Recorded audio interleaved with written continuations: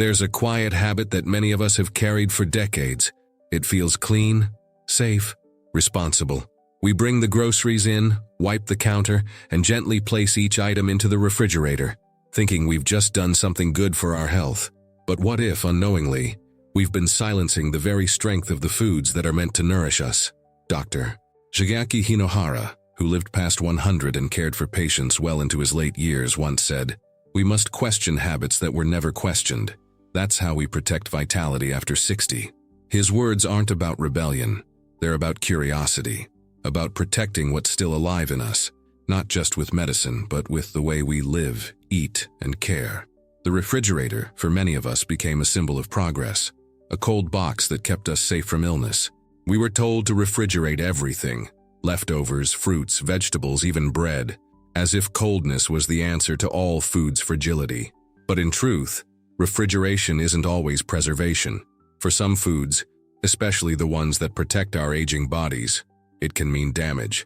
Damage to enzymes, to flavor, to their natural rhythm.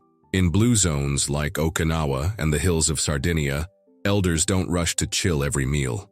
Their kitchens hold baskets, shelves, and cool corners, places where tomatoes ripen slowly, garlic breathes, and bananas mellow under soft light. These elders don't just preserve food, they preserve vitality. They preserve the wisdom that cold isn't always care. If you've felt more bloated lately, if your food tastes dull even when it's fresh, if you find yourself craving flavor but getting fatigue, maybe the answer isn't in what you're eating, but in how you're storing it. What if the very act of refrigeration is draining the energy from your plate and from you? Today, we'll gently open the door to a truth few talk about, especially for those of us over 60. There are foods that should not go in the fridge, not because they'll spoil faster, but because they live differently, because their power fades in the cold, and because your body, your digestion, your memory, your strength, still depends on the quiet medicines found in nature's rhythms. We're going to explore 10 everyday foods that almost everyone refrigerates, but that our grandparents didn't, and that science now suggests we shouldn't either. And more importantly, we'll understand why this small habit could be making a big difference in your energy, digestion, and well-being. This isn't about throwing everything out. It's about waking up to one more truth that could lighten your steps, give you back the flavor, the ease, the quiet joy of preparing a meal that feels alive, just like you still are. Shall we open that fridge door together and begin again? There was a time when a tomato smelled like the sun. You'd slice into it, and the scent would rise like memory. Warm, tangy, alive. Not just flavor, but feeling. Today, too often, what we pull from the fridge is pale, rubbery, silent. A fruit that once carried healing power now feels like an afterthought. As we age, our tissues become more vulnerable to oxidation, a kind of quiet rusting inside the body. That's why tomatoes, rich in lycopene, matter so much after 60. Lycopene is more than a color. It's a protector. It helps reduce the chronic inflammation that stiffens joints, clouds memory, and dulls the spark we used to feel after waking. But when you put a tomato in the fridge, that power dims. The cold doesn't just slow spoilage, it freezes the natural ripening process and breaks down enzymes that help lycopene form and stay active. And then, there's the texture, that tender firmness, the one that held flavor and comfort. It vanishes. The skin wrinkles, the flesh turns mealy, the flavor fades into something bitter and bland. It's no longer food for the soul, just filler on a plate, and the body feels that loss. Digestion becomes harder, meals become chores. In Okinawa, elders still sun-dry their extra tomatoes. They slice them and let them rest in gentle light. Then, they store them in jars with olive oil, not only preserving them for weeks, but making their nutrients even easier to absorb. No fuss, no machines, just rhythm and patience. And what about us? For those of us who cook alone now, or who no longer eat big meals, it can be tempting to refrigerate everything for later. But some foods were never meant for later. Tomatoes belong in a bowl on the counter, away from the window. They're at their best for just a few days. And that's all right. That's enough. Because what they offer during those days is more than nutrition. It's a gift, a taste of something whole and real. Something that says, even at this age, your body is still capable of receiving healing. if only we stop interrupting it. A refrigerated tomato is like a yawn during a story. It loses its point, its power, its memory. Let it breathe. Let it ripen. Let it nourish you, the way it was meant to. Before we move on, take a moment to check the pinned comment below. You'll find something there that adds a deeper layer to what we're talking about. There's something comforting about a ripe banana. Soft, sweet, mellow. It reminds us of childhood, of quiet mornings, of hands that once peeled it for us. But past a certain age, comfort must also meet care, and what seems harmless may no longer be helpful. The banana is a fruit in transformation. When left at room temperature, its starches slowly turn into sugars. This is not decay. It's a quiet preparation. The fruit is softening, sweetening, becoming easier for the body to welcome. For those over 60, whose digestion often slows and whose energy is precious, this natural process matters more than ever. But when you place a banana in the refrigerator, you freeze that transformation. The skin darkens too quickly. The fruit inside stays firm and starchy, and what should have been gentle on the gut becomes harder to digest. The body, already tired, has to work harder for less reward. And the gut, your second brain, your seat of immunity and mood, doesn't receive the nourishment it hoped for. There's another layer here. Resistant starches found in unripe bananas are known to support gut health, feeding the beneficial bacteria that regulate everything from inflammation to mental clarity. But these starches need warmth to evolve properly. Cold stops the process, the fruit stays stiff, the benefit suspended. In Okinawan kitchens, bananas often hang from a simple hook, not hidden away, not chilled. They ripen slowly, gently, in their own time. It's not about perfection, it's about readiness, about letting nature guide the pace of what we eat and how we heal.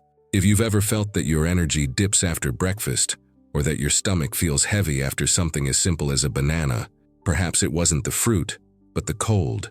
Perhaps your body needed softness, sweetness, warmth, and what it received was resistance. A cold banana is like a locked door. Your digestion has to work harder to find the key. And as the years pass, we no longer have energy to waste searching for keys. We need foods that open gently, that say, "Come in, sit down, be well." Let the banana rest. Let it ripen. Let it do what it was always meant to do. Nourish you with ease. They used to hang in the kitchen like old friends. Braided garlic, clustered onions, not hidden but visible, drying gently in the air, whispering their promise, to protect, to flavor, to heal. Before pills, before supplements, there was this, the quiet medicine of the earth. Garlic and onions have long been known for their strength. Not the kind that shouts, but the kind that supports. They fight off infection, they warm the blood, they open the lungs and help the heart beat with more freedom. And for those of us in the later chapters of life, this matters, because the body no longer bounces back like it used to. Circulation slows, immunity weakens, and the foods that once healed must now be treated with care. When garlic and onions are stored in the fridge, that care is interrupted. The cold changes them. It draws in moisture where there should be dryness. It makes them sprout too soon. Green tips rising, bitterness blooming. The cloves soften. The layers turn rubbery. And worse, the very compounds that make garlic and onion powerful, their sulfur-rich oils, begin to break down. These are the same compounds that help thin the blood, reduce inflammation, and fight microbes that creep into aging lungs and joints. Gone, or weakened, lost in the cold. It's a quiet kind of loss. One we barely notice. A little more bitterness in the stew, a little less heat in the tea. But the body notices, especially a body that already aches, already tires, already waits for healing with hands that can no longer open as many jars as before. In the Mediterranean, where many elders live past 90 with strong hands and clear eyes, garlic and onions are kept in woven baskets. Air flows through them. The bulbs stay dry. Their oils stay intact. Nothing fancy, just care, just time. And there's a hidden detail. Potatoes, when stored nearby, release gases that cause garlic and onions to spoil faster. So they are kept apart, like old neighbors who love one another, but must sleep in separate rooms. If your meals have felt flat lately, or if your digestion struggles to keep up, perhaps the answer isn't in adding more, but in subtracting the cold. Let these foods return to their breath, their potency, their quiet strength. Garlic from the fridge is like a whisper. It forgets what it came to say. Let it speak again, clearly, confidently, for the body that still longs to listen. There is a kind of silence that only those who eat alone know. The quiet of breakfast when no one else stirs. The plate prepared with care, even if no one sees it. The bread, sometimes the first thing touched in the morning, sliced, toasted, buttered, still offers a kind of comfort, even when the hands that once made it are gone. Even when the appetite is smaller, the ritual simpler. Bread holds memory, the feel of it, the scent, the way it softens in soup or crackles when warmed. But not all bread nourishes equally, and not all warmth is found in temperature. There are quiet mistakes we make without realizing, and one of them is keeping bread in the refrigerator. It feels logical, practical. You bring home a fresh loaf, worried it won't last. You wrap it and place it in the fridge, assuming you've extended its life. But bread doesn't age in the cold. It stiffens. It forgets its softness. Inside the refrigerator, the starches in bread undergo a process called retrogradation. You don't need to remember the term, just the result. The bread becomes hard, dry, difficult to chew, difficult to digest. It goes stale faster, not slower. And for a digestive system that no longer works with youthful speed, that shift matters. After 60, many notice that the stomach grows more sensitive. Meals feel heavier. Bloating becomes more frequent. And bread, which once satisfied and soothed, can begin to cause discomfort. It's not the bread itself. Not always. Sometimes it's what we've done to it. Cold storage doesn't just harden the crust. It changes the way the body receives the food. Stale bread takes more effort to break down, and when it's reheated improperly, such as in the microwave, its inner structure becomes erratic. For those managing blood sugar, and there are many who do quietly and with care, this can mean sharper glucose spikes, more fatigue after meals, and less control over cravings. In cultures where people age with dignity and movement, like the elders in Sardinia or Icaria, bread is still part of life, but it is honored, stored properly, eaten within days, not hoarded for weeks. What isn't needed right away is frozen in slices, not chilled. And when it is thawed, it is gently warmed, in a pan, an oven over fire. It's not about being traditional. It's about staying in rhythm with the food's original nature. Bread that is treated well gives back its nourishment. Bread that is hurried, chilled, or reheated without care becomes heavy on the stomach and empty in the soul. Many live alone now. Many eat simply, not because they want to, but because energy has changed. But even simplicity deserves flavor. Even small meals deserve kindness. There is no need for extravagance. A clean cloth, a room temperature shelf, a few slices at a time. These are small acts of care for the food and for the self. Because bread in the fridge is like a song played too slow. The rhythm is lost. The joy fades. And your gut, your memory, your spirit, they all notice. The body doesn't ask for much. Just honesty, just warmth, just one bite that still feels alive. There's a quiet ritual many of us perform without noticing. We open the refrigerator door, not with urgency, not even with hunger, but with habit. The soft hum of the machine, the cool air rising, the familiar rows of containers and wrapped leftovers. It gives the illusion of control, of order. But inside that cold, silent box, something else has been happening. Not just to our food, but to the way we nourish ourselves. We've learned to freeze, to store, to preserve, as if time could be delayed with the flick of a switch. But the truth is more delicate than that. Some foods were never meant for stillness. They were meant to ripen, to release their scent, to soften in a way that invites digestion, that speaks to the body in a language older than words. As we grow older, the body doesn't demand more. It asks for what's real. It asks for warmth, texture, rhythm. It asks for the natural life inside food to remain intact. Yet when we refrigerate without thought, without understanding, we interrupt the final part of that food's life. We silence the final offering it was trying to make. Dr. Shigeaki Hinohara once said that staying young requires choosing vitality over automation. And perhaps the refrigerator, once a symbol of modern life and safety, has slowly become a kind of automation we no longer question. We refrigerate bananas that were meant to ripen in the open air, We chill tomatoes until their skin wrinkles and their flavor vanishes. We stuff garlic and onions into drawers where their healing oils turn bitter and moldy. We store bread where it hardens, where its rhythm is lost.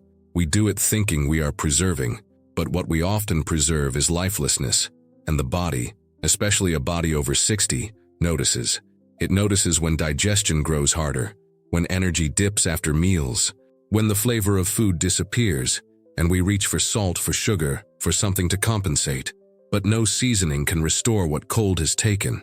No butter or olive oil can bring back the living quality of a food that has been slowly undone by refrigeration. In many homes across the world, in places where people live not only longer but with clarity and strength, this wisdom still lives. You see it in a simple wooden shelf by the window, in a ceramic bowl where tomatoes ripen, in a cloth-wrapped bundle of bread, in a kitchen that respects time, not just temperature. These elders are not resisting modern life.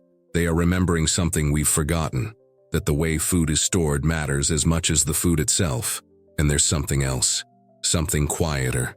For many who now live alone, after a partner's death, after children have grown and gone, meals are no longer about company. They are about nourishment, yes, but also about memory, about the sense of being alive in a world that has slowed. When we eat something warm, flavorful, textured, it reminds us of ourselves.